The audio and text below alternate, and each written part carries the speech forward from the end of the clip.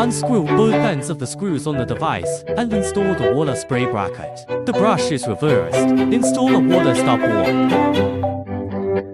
Unscrew the screws at both ends on the middle of the device to secure the water stop board.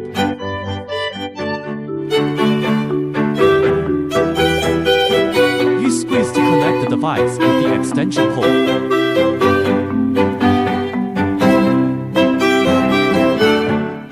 Pipe is connected to the pneumatic coupling. Flip the brush height. The telescopic pulse cable connector is connected to the motor's power supply connector.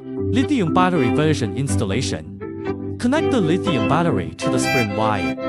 The other end of the spring wire is connected to the rear end of the telescopic pole. Place the male connector of the accessory and secure it tightly. Connect the high-pressure water hose fitting.